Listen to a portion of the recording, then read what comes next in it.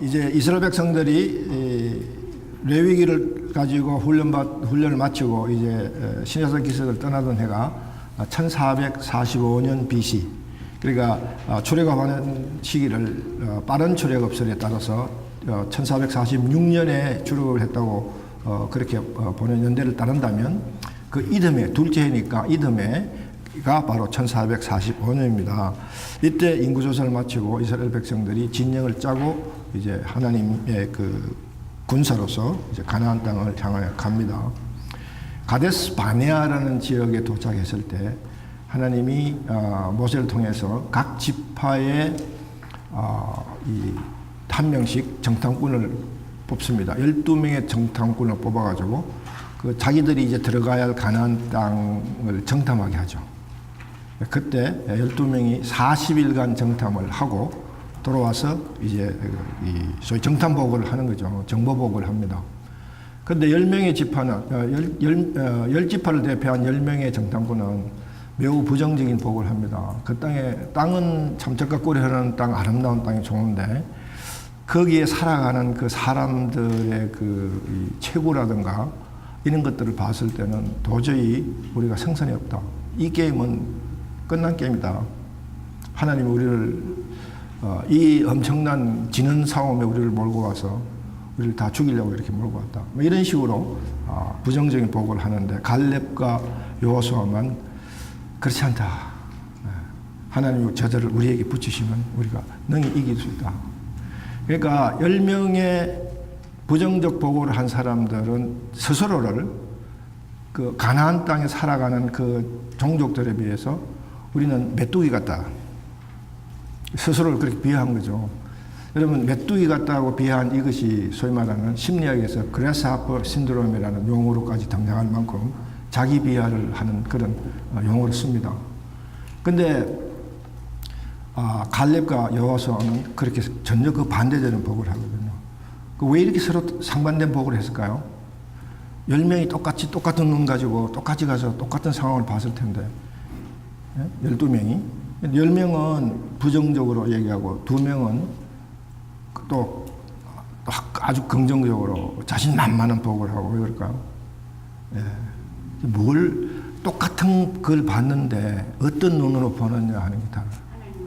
인간의 눈으로, 사람의 눈으로 보면요, 모든 것들이 불가능해 보일 수 있지만 하나님의 눈으로 보면 불가능한 게 있을 수 없잖아요. 그렇죠? 왜? 하나님이 이 우주의 창조주신데, 하나님이 이 우주를 만드신 분인데 하나님에게는 능치 못할 일이 뭐가 있습니까? 우리가 하나님의 백성이면은 그 하나님이 능치 못하는 그 하나님의 소속이라면 우리는 결코 10명의 이 지파들이 대표가 얘기한 것처럼 부정적으로 얘기할 수 없다는 거죠. 그런데 여기에서 이제 문제가 생기는 거죠. 이 10명의 부정적 그 보고를 한 여기에 하나님이 열을 받으시는데 열 받는 정도가 얼마나 그 하냐면 이 백성들을 다 죽이고 모세야 너하고 세판 쪼자. 여러분, 이게 성경에 그냥 단순히 그냥 한 줄 나와 있는 표현이지만 이게 엄청난 표현이에요. 하나님 이 일을 언제 하셨나요? 노아의 홍수잖아요. 노아 홍수 때 하나님 세판 짜려고 노아를 붙들고 다 썰어버렸잖아요. 지금 제2의 노아의 홍수의 상황이 벌어질 상태까지 갑니다. 왜요? 여러분, 성경 읽을 때 꼭 명심하실 게, 여러분, 성경을 읽을 때 하나님이 어떤 상황에서는 하나님의 사랑과 자비의 하나님이고 어떤 상황에서는 진노와 공의 하나님으로 나타나시는가, 그걸 분별하면서 읽으면요, 하나님의 마음을 정확하게 판단할 수 있습니다. 거기는 뭐가 관계 있냐면요, 불순종과 반역이에요. 하나님 순종할 때는 우리 전혀 하나님과 관계 문제가 없잖아요. 그렇죠? 하나님 관계가 가장 완벽할 때는 우리가 하나님과 우리의 관계가 완벽할 때는 우리가 순종할 때요. 하나님의 뜻에 합당하게 순종할 때는 우리 하나님 관계에 대해서 전혀 문제가 없지만은 이제 불순종할 때 하나님 관계에 문제가 생기는데 더 엄청난 문제가 생기는 것은 반역할 때요.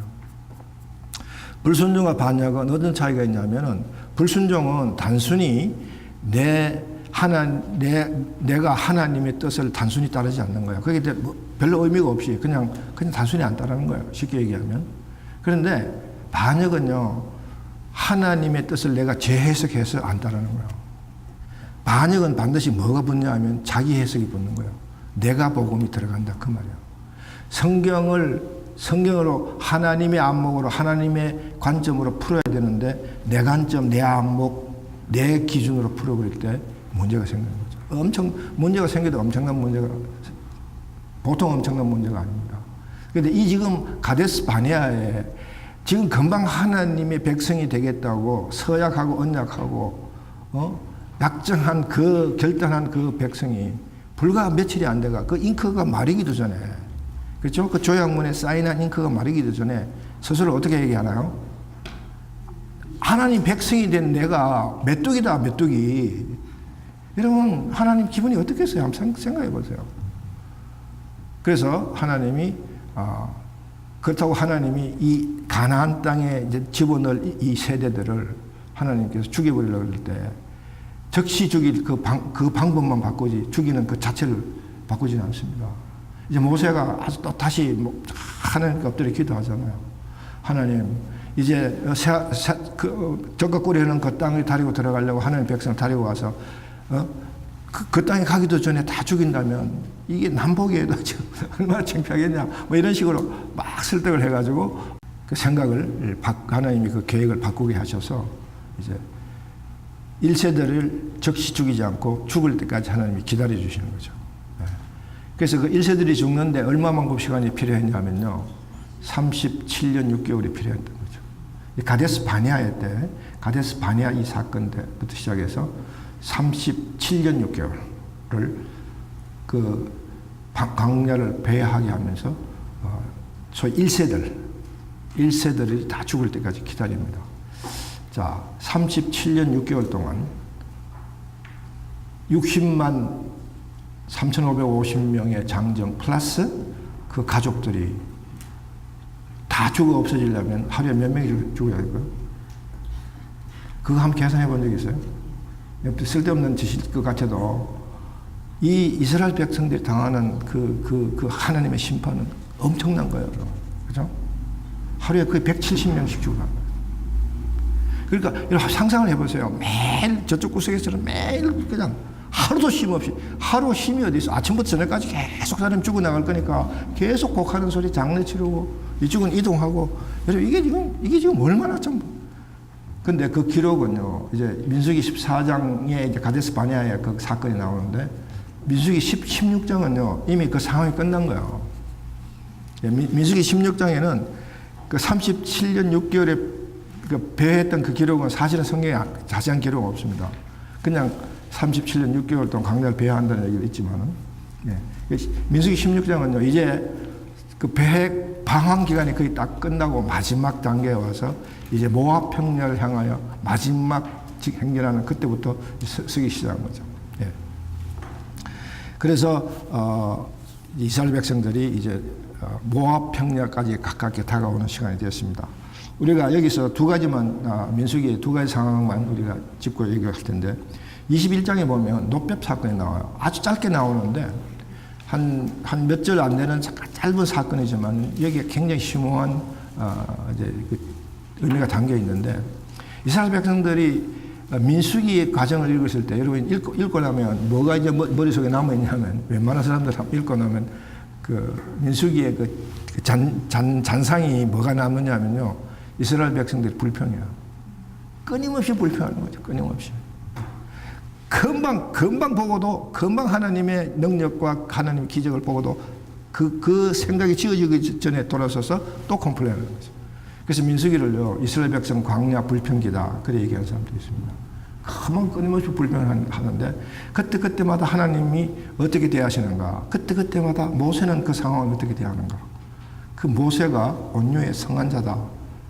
그런 모습, 모세가 그 이스라엘 백성들의 불평을 다루는 그 모습에서 얼마나 모세가 참 온유한 자인가를 우리가 볼 수 있는데 딱 한 번 실수하잖아요. 그렇죠? 또 물이 없는 거야. 그래 막 컴플레인 하니까 하나님 모세에게 바위에 명하여 물을 내라. 바위에 명하여 물을 내라. 근데 모세가 어떻게 했나요? 막 지팡이로 두 번을 쳐버렸어. 사실 나는 인간적으로 모세를 너무 이해해요. 얼마나 열을 받았습니까? 그리고 얼마나 모세를 댕댕거하냐, 모세인데. 그렇죠? 모세가 뭐 하나님 앞에 가서 하소연하잖아. 그때 뭐 도저히 못 참아서 열을 받아가 두을 쳤는데 그게 그 바위가 예수님의 모형이다. 모세가 예수님을 참 꼴이 됐다. 이렇게 해석하시는 분도 있습니다. 어쨌든 하나님의 명령을 어겨버렸잖아요. 말하라 그랬는데 쳐버렸어요. 자기 해석이 들어가 버렸다는 거예요.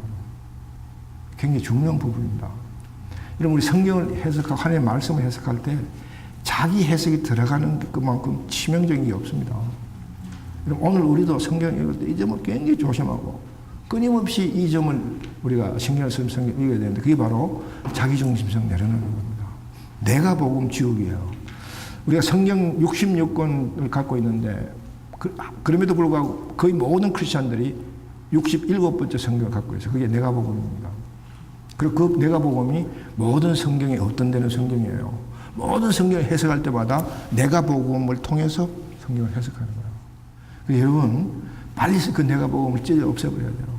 그게 바로 자기중심성 내려놓는 거예요.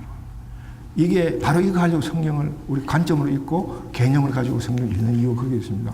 빨리 자기 복음서를 없애는 거예요. 그것만큼 중요한 일이 없습니다. 바로 모세가 그런 실수를 했잖아요.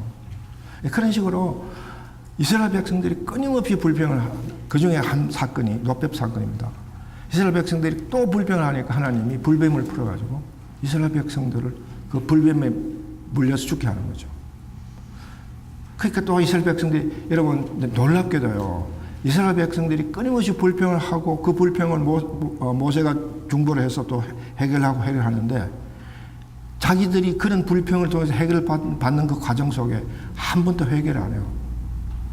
다 모세에게 불평하는 걸 끝나버리지. 그런데 처음으로 노뱀 사건을 통해 처음으로 이스라엘 백성들이 회개를 합니다.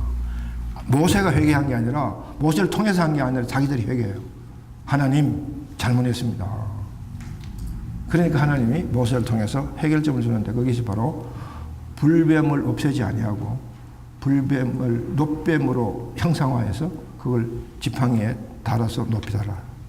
그리고 그걸 포기하라. 보는 자는 살리라. 이게 하나님의 방법이에요. 신위. 여기 또 하나님의 방법으로 볼 수 있는데 자, 우리가 원하는 방법은 뭐예요? 그 불뱀을 없애는 거잖아요. 그렇죠? 우리가 원하는 방법. 우리가 그 문제를 해결할 때 우리가 생각할 때는 불뱀이 없어지면 다 이게 해결될 것 같은데 하나님은 불뱀 그대로 놔두시고 노뱀을 보게 하시는 거예요. 이게 바로 신입니다. 그러면서 그 일을 통해서 하나님 우리에게 요구하시는 게 뭐냐면 바로 믿음입니다. 하나님을 의지하나 내 말을 믿는가 그걸 하나님 우리에게 끊임없이 우리에게 요구하시는 그 부분이죠. 그게 바로 순종이니까요. 여러분 보세요. 그런 상황에서 불뱀이 막 물으러 온다고요. 그럼 여러분 지금 물으러 오는 불뱀을 보고 도망가실래요? 아니면 하나님을 보면 살리라. 불뱀이 물릴지라도 이 노뱀을 보면 살리라 하는 하나님의 약속을 붙들고 그걸 믿고 그걸 보실래요? 여러분, it's your choice. 선택은 여러분 거예요. 도망갈 수 있습니다. 내가 복음으로 생각하면 내가 도망갈 수 있어요. 그런데 하나님의 복음으로 생각하면 하나님 보라 그랬으니까 봐야 되잖아요. 그렇죠? 네. 하나님은 그걸 요구하신다는 거죠. 여러분 삶의 모습이 어떻게 되는지 그 노뱀 사건을 통해서 분명히 정리가 되죠. 예. 그래서 자기중심성 내려놓고 인리를 내려놓고 신리에 따르는 삶이 그렇게 중요한 거예요. 왜? 하나님이 다 해결하시는 거야. 노뱀을 보다가 불뱀이 물려도 노뱀만 하나님 약속 붙들고 노뱀을 먹으면 절대 죽지 않는다는 거. 그게 우리 믿음이에요. 하나님 그렇게 믿으라고 그랬으니까 믿어야 되잖아요. 그렇죠? 이 노뱀 사건이 시사하는 바는 굉장히 많은 의미를 담고 있다는 거예요. 우리 성경 읽기 통독에서 얘기하는 우리 모든 관점과 개념이 이게 다 들어요. 그 사건을 통해서 이 사건을 통해서 여러분의 신앙적인 모습을 한번 깊이 묵상해 볼 수 있는 그런 계기가 되었으면 좋겠습니다. 그다음에 22장, 24장에 보면 발람과 발락의 사건이 나옵니다. 뭐 많은 얘기들이 나오고 뭐 어떤 사람이 이게 동화 같다 얘기도 하고 뭐 별 얘기를 하지만은 뭐 우리 통독에서 그런 거 깊이 따질 필요 없고 한 가지만 꼭 생각하십시오. 하나님은요 영계의 주인이심을 분명히 보여주는 때문이고요. 하나님은 그런 잘못 의도되어 있는 그 계획을 통해서도 하나님과 약속을 맺었던 백성은 지키고 보호하시고 오히려 더 나아가서 축복하신다는 거예요. 그 여러분, 우리 하나님 붙들고 있으면 돼. 사탄이 발람과 발락 같은 그런 악한 세력들, 잘못된 세력들이 우리를 끊임없이 우리를 혼란스럽게 할지라도 우리의 신앙의 자세를 굳게 잡고 있으면, 노뱀만 바라보는 그 믿음만 갖고 있으면 나머지는 하나님이 다 알아서 하신다. 그게 선악과를 주신 하나님의 마음이잖아요. 선악과를 주신, 그 얘기했죠? 선악과를 주신 이유도 사탄이 반드시 너와 나의 관계를 끊으려고 사탄이 계략을 꾸밀 것이다. 하나님 아시니까 아담과 이브야 선악과 보기만 해. 그런데 중앙 한가운데 이걸 세웠지 않냐. 어떤 상황에, 어떤 경우에, 어떤 위치에서 사탄이 너를 꼬드기 가지고 관계를 끊으려고 할지라도 너는 그 순간에 선악과만 봐. 보기만 하면 돼. 선악과를 본다. 성경은 그렇게 설명이 안 되어 있지만은, 그러나 그 전체적인 정황은 그럴 수 있다는 거죠. 예. 그래서 우리는, 우리의 자세, 우리의 믿음, 언제나 자기중심성을 내려놓는 그 믿음을 우리 굳게 붙들고 하는 의장이 중요합니다. 이제 이스라엘 백성들이 모압 땅에 왔어요. 마지막 인구조사를 합니다. 두 번째 인구조사에서는 60만 1,730명이 조사됐습니다. 60만 3,550명보다는 조금 떨어졌지만은 거의 차이 없다고. 이 60만 1,730명으로 계수된 이 인구는요, 2세들입니다. 1세는 다 죽었어요. 2세는 신해산 언약 계약 직접 당사자가 아니에요. 신해산 기술에서 하나님이 모세와 통해서 이스라엘 백성과 언약을 맺을 때 그 언약을 맺고 서약하고 그대로 따르며 살겠습니다라고 언약 약속했던 그 세대는, 그렇게 외친 세대들은 다 죽었다는 거죠. 그의 아들, 딸들이 혹은 광야에서 태어난 자들이 이제 가나안 땅에 들어가게 되었다. 그러니까 이들과 신해산 언약에 대한 얘기를 다시 나눌 필요가 있겠어요, 없겠어요? 있죠. 왜냐하면 잘 모르니까. 어떤 자기 부모 세대, 죽었던 자기 부모 세대가 하나님과 맺었던 계약, 언약이 무엇인가, 그에 대해서 잘 모르는 자도 있으니까 이제 모세가 그 땅을 들어가기 바로 직전에 느보산 기슭 모압 평지에서 이 60만 1,730명으로 계수된 이 인구, 이 가족들을 모아놓고 이제 그 땅에 들어가면 너희들이 지켜야 할 신해산 언약이 무엇인가를 다시 강의를 합니다. 그게 신명기예요. 그래서 신명기는 제2의 율법이다. 네. 2세들에게 율법을 다시 가르치는 거죠. 레위기를 기반으로 해서 레위기를 본문으로 삼아서 다시 가르칩니다. 그래서 십계명이 출애굽기 20장에 나오면서 신명기 5장에도 나와요. 다시 나올 수밖에 없죠. 그만큼 십계명이 중요하니까. 그 땅에 들어가서 2세들이 이제 신해산 언약의 정신을 가지고 살아갈 때 가장 필요한 핵심 기준이 뭐냐면 십계명이니까 십계명을 다시 강의하는 거죠. 그 십계명을 중심으로 다시 강의를 하면서 이 신명기의 핵심은 뭐냐면 그 땅에 들어가면 바로 신해산 언약의 모든 내용들을 지키며 살아라. 지키며 살아라. 그것이 핵심입니다. 그리고 여호와를 잊어버리면 안 된다. 예. 그러면서 여러분 이 구절을 우리가 한번 찾아봅시다. 신명기 8장 매우 중요한 장이라고 생각하기 때문에 신명기 8장 11절에서부터 20절 말씀까지 좀 길지만은 제가 읽겠습니다. 내가 오늘 내게 명하는 여호와의 명령과 법도와 교례를 지키지 아니하고 내 하나님 여호와를 잊어버리지 않도록 삼갈지어다. 내가 먹어서 배부르고 아름다운 집을 짓고 거주하게 되며 또 내 소와 양이 번성하며 내 은금이 정식되며 내 소유가 다 풍부하게 될 때에 내 마음이 교만하여 내 하나님 여호와를 잊어버릴까 염려하노라. 여호와는 너를 애굽 땅 종되었던 집에서 이끌어내시고 너를 인도하여 그 광대하고 위험한 광야 곧 불뱀과 정갈이 있고 물이 없는 간조한 땅을 지나게 하셨으며 또 너를 위하여 단단한 반석에서 물을 내셨으며 내 조상도 알지 못하던 만나를 광야에서 내게 먹이셨나니 이는 다 너를 낮추시고 너를 시험하사 마침내 내게 복을 주려 하심이었느니라. 그러나 내가 마음에 이르기를 내 능력과 내 손의 힘으로 내가 이 재물을 얻었다 마다할 것이라. 내 하나님 여호와를 기억하라. 그가 내게 재물 얻을 능력을 주셨음이라. 이같이 하심은 내 조상들에게 맹세하신 언약을 오늘과 같이 이루려 하심이니라. 내가 만일 내 하나님 여호와를 잊어버리고 다른 신들을 따라 그들을 섬기며 그들에게 절하면 내가 너희에게 전거하노니 너희가 반드시 멸망할 것이라. 여호와께서 너 앞에서 멸망시킨 민족들 같이 너도 멸망하리니 이는 너희가 너희의 여호와 하나님 여호와의 소리를 청정하지 아니함이니라. 은혜가 됩니까? 예, 정신이 번쩍 납니까? 예. 이 지금 방금 읽었던 이 구절을 사회학자들이 통계학적으로 입증을 했습니다. 제가 25년 전 오래된 것 같은데 제가 사회학자들의 어떤 논문을 읽으면서 바로 이 대목을 시사하는 그런 내용의 논문을 봤습니다. 무슨 얘기냐면요, 한 국가의 국민들의 종교심의 열성이나 종교심이 그 국민들의 소득에 반비례한다. 다시 말하면 잘 먹고 잘 사는 사회가 되면 종교심이 떨어진다는 거죠. 절에 가든가 교회를 가든가 신을 찾는 그 경향이 떨어진다는 거죠. 그러면서 그 사람이 제시한 것이 그 기점이 그때 당시의 화폐로 8,000불이 그 분기점이다. 국민 소득이 8,000불이 넘어가면 하나님을 찾는, 신을 찾는 그 종교심이 떨어지고 그 밑에 있으면 하나님 찾는다. 그 사람의 속셈이 보이죠? 얼마나 얍삽합니까? 다 신을 언제 찾냐면 잘 먹고 잘 살려고 찾는 거예요. 예. 그래서 사실 잘 먹고 잘 사는 것이 제가 첫 시간에 얘기했잖아요. 우리가 잘 먹고 잘 사는 길이 어디 있다고요? 예, 하나님과 함께하는 게 있다. 그것만 철두철미하면요, 이게 전혀 문제가 안 되는데 우리는 그렇게 생각할 줄 모르는 그렇게 생각하지 못한 사람이 너무 많다는 거죠. 예, 보세요. 우리가 잘 살게 되면 내가 잘 사는 것이다. 내 능력, 내가 똑똑해서 내가 이 재물을 이룬 것처럼 생각하는 경향이 너무 세다 이런 얘기죠. 자기중심성.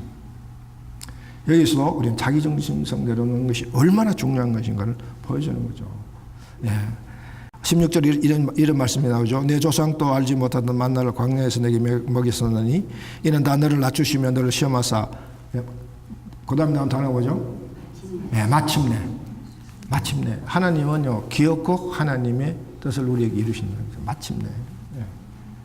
여러분, 우리가 힘들고 어렵고 가난하고 이런 모든 것들이 이스라엘 백성들이 광야에서 고통받은 것 비유해 본다면요, 바로 우리를 낮추시게 하시려는 하나님의 마음이었다는 거예요.